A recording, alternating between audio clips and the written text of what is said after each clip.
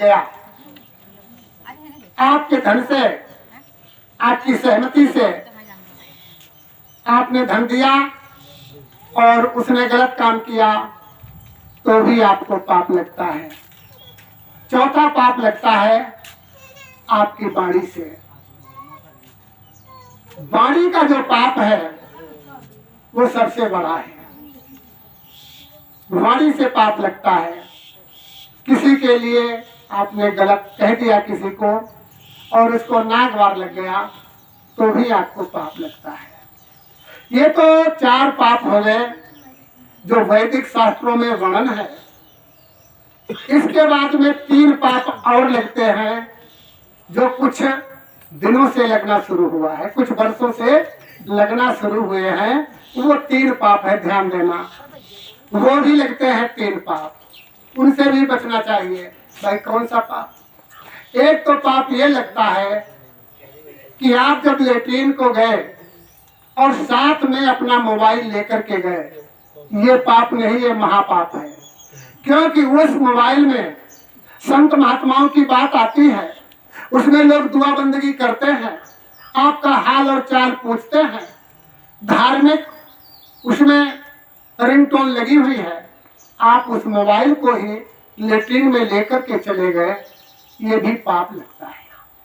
और कहीं किसी की घंटी बज गई, आप लेट्रिन में बैठे बैठे उसको ओके कर लिया या उसमें आप बटन दबाना शुरू कर दिया तो भी आपको महापाप लगता है। इस वर्तमान में मोबाइल से संबंधित एक और पाप लगता है, दूसरा पाप। वो कौन सा पाप? जब आप खाना खाते हैं उस वक्त मोबाइल से आपका संपर्क होता है और किसी की कॉल आती है, आप रिसीव कर लेते हैं, खाना खाते वक्त बात कर लेते हैं।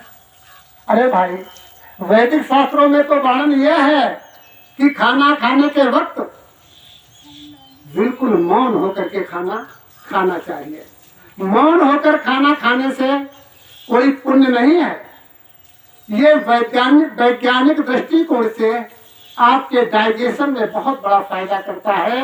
अगर आप खाना खाने के वक्त बोलते नहीं हैं, आपका हाजमा सही होगा, पाचन शक्ति बढ़ेगी। और जब आप बात करते हैं ना तो खाना के साथ में आप हवा को ले जाते हैं, वायु को ले जाते हैं, आपके अंदर वायु पहुंचती है तो क्या होता है, जठराग्नि अग्नि जो जठराग्नि है वो प्रभावित होती है, आपका खाना बढ़िया पचता नहीं है। तो खाना खाने के वक्त मौन होकर के खाना खाना चाहिए। मोबाइल को तो खाना खाने के वक्त न देखना चाहिए न उस पर बात करनी चाहिए। ये दूसरा पाप, ये वैदिक शास्त्रों में वर्णन नहीं है, लेकिन संत महात्माओं ने अपनी सोच और समझ से ये आप लोगों के सामने रख रहे हैं ताकि आपका कहीं पर अहित न हो जाए।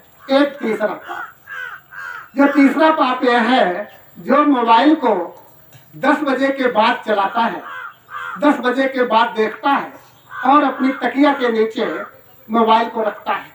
मालूम होना चाहिए वैज्ञानिक दृष्टिकोण से मोबाइल को कमर में जो बेल्ट बंधी होती है वहां पर इसको लगाना चाहिए।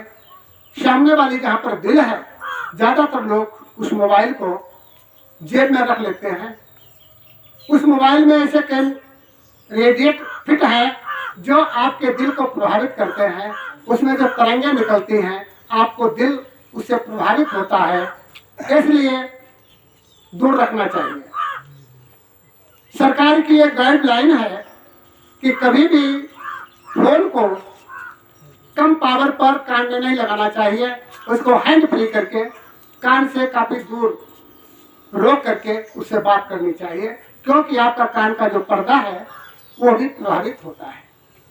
कोई व्यक्ति ये भी कह सकता है, महाराज हम तो सत्संग सुनने आए थे, आप तो कहा मोबाइल की बात और कहा इससे नुकसान होने की बात बता दी।